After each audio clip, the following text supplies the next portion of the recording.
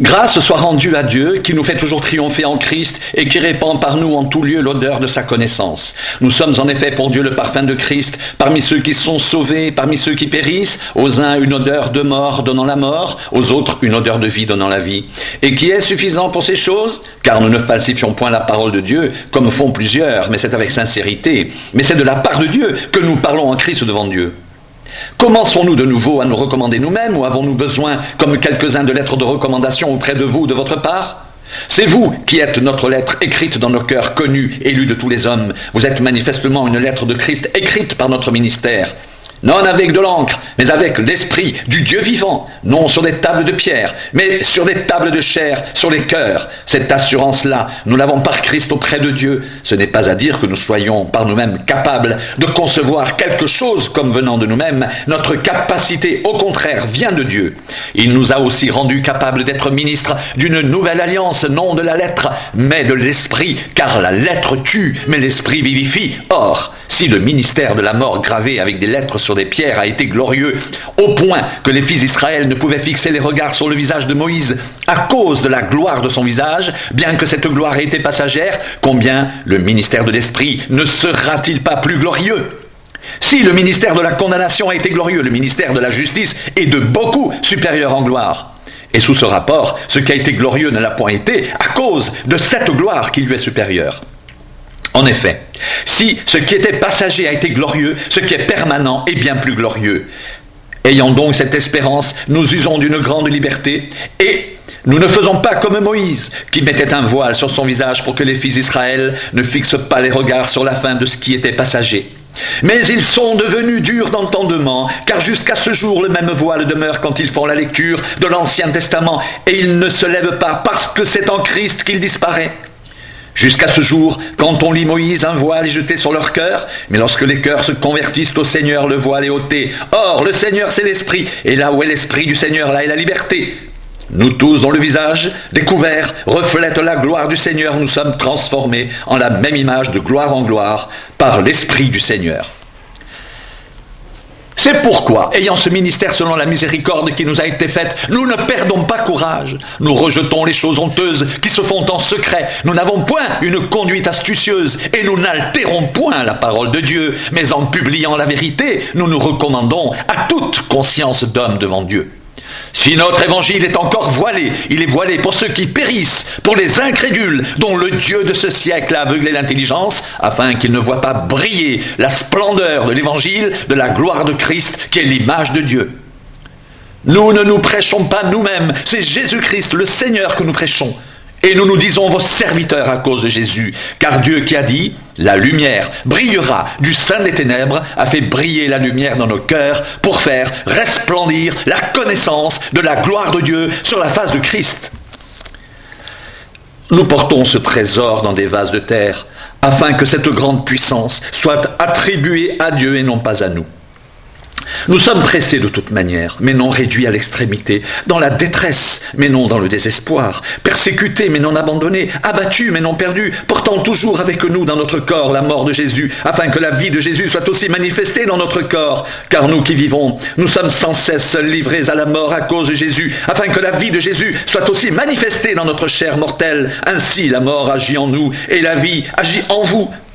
Et comme nous avons le même esprit de foi qui est exprimé dans cette parole de l'Écriture, j'ai cru, c'est pourquoi j'ai parlé, nous aussi nous croyons, et c'est pour cela que nous parlons, sachant que celui qui a ressuscité le Seigneur Jésus nous ressuscitera aussi avec Jésus et nous fera paraître avec vous en sa présence.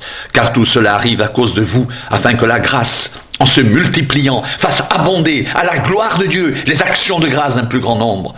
C'est pourquoi nous ne perdons pas courage. Et même si notre homme extérieur se détruit, notre homme intérieur se renouvelle de jour en jour, car nos légères afflictions du moment présent produisent pour nous, au-delà de toute mesure, un poids éternel de gloire, parce que nous regardons non point aux choses visibles, mais à celles qui sont invisibles, car les choses visibles sont passagères et les invisibles sont éternelles.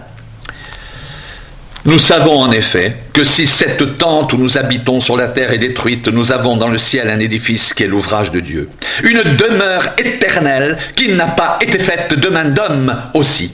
Gémissons-nous dans cette tente, désirant revêtir notre domicile céleste, si du moins nous sommes trouvés vêtus et non pas nus. Car tandis que nous sommes dans cette tente, nous gémissons accablés parce que nous voulons non pas nous dépouiller, mais nous revêtir, afin que ce qui est mortel soit englouti par la vie. Et celui qui nous a formés pour cela, c'est Dieu, qui nous a donné les arts de l'esprit. Nous sommes donc toujours pleins de confiance, et nous savons qu'en demeurant dans ce corps, nous demeurons loin du Seigneur, car nous marchons par la foi et non par la vue. Nous sommes pleins de confiance, et nous aimons mieux quitter ce corps et demeurer auprès du Seigneur. C'est pour cela aussi que nous nous efforçons de lui être agréables, soit que nous demeurions dans ce corps, soit que nous le quittions, car il nous faut tous comparaître devant le tribunal de Christ, afin que chacun reçoive, selon le bien ou le mal qu'il aura fait étant dans son corps. Connaissant donc la crainte du Seigneur, nous cherchons à convaincre les hommes. Dieu nous connaît, j'espère que dans vos consciences, vous nous connaissez aussi. Nous ne nous recommandons pas de nouveau nous-mêmes auprès de vous, mais nous vous donnons l'occasion de vous glorifier à notre sujet, afin que vous puissiez répondre à ceux qui tirent gloire, de ce qui est dans les apparences et non dans le cœur. En effet, si je suis hors de sens, c'est pour Dieu. Si je suis de bon sens, c'est pour vous, car l'amour de Christ nous presse, parce que nous estimons que si un seul mort est mort pour tous, tous donc sont morts, et qu'il est mort pour tous, afin que ceux qui vivent ne vivent plus pour eux-mêmes, mais pour celui qui est mort et ressuscité pour eux. Ainsi, dès maintenant, nous ne connaissons personne selon la chair. Et si nous avons connu Christ selon la chair, maintenant nous le connaissons plus de cette manière. Si quelqu'un est en Christ, il est une nouvelle création. Les choses anciennes sont passées. Voici, toutes choses sont devenues nouvelles. Et tout cela vient de Dieu, qui nous a réconciliés avec lui par Christ et qui nous a donné le ministère de la réconciliation. Car Dieu était en Christ réconciliant le monde avec lui-même, en n'imputant point aux hommes leurs offenses, et il a mis en nous la parole de la réconciliation. Nous faisons donc les fonctions d'ambassadeurs pour Christ, comme si Dieu exhortait par nous. Nous vous en supplions, au nom de Christ, soyez réconciliés avec Dieu. Celui qui n'a point connu le péché, il a fait devenir péché pour nous, afin que nous devenions en lui justice de Dieu. Puisque nous travaillons avec Dieu, nous vous exhortons à ne pas recevoir la grâce de Dieu en vain, car il dit au temps favorable, je t'ai exaucé, au jour du salut, je t'ai secouru. Voici maintenant le temps favorable, voici maintenant le jour du salut.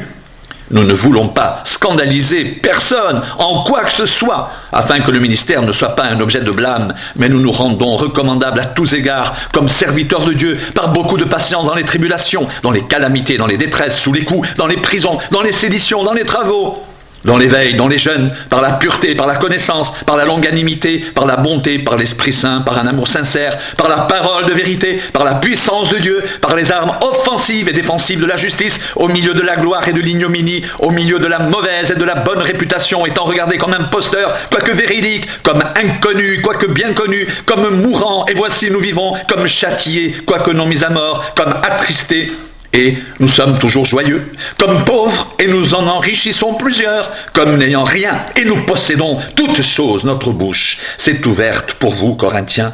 Notre cœur s'est élargi. Vous n'y êtes point à l'étroit, mais c'est votre cœur qui s'est rétréci pour nous. Rendez-nous l'appareil. Je vous parle comme à mes enfants. Élargissez aussi votre cœur.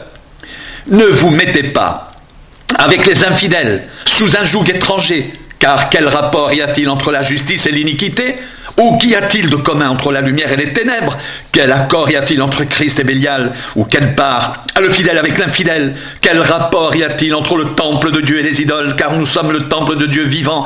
Comme Dieu l'a dit, j'habiterai et je marcherai au milieu d'eux. Je serai leur Dieu et ils seront mon peuple. C'est pourquoi, sortez du milieu d'eux. Séparez-vous, dit le Seigneur. Ne touchez pas à ce qui est impur. Je vous accueillerai. Je serai pour vous un père et vous serez pour moi des fils et des filles, dit le Seigneur Tout-Puissant.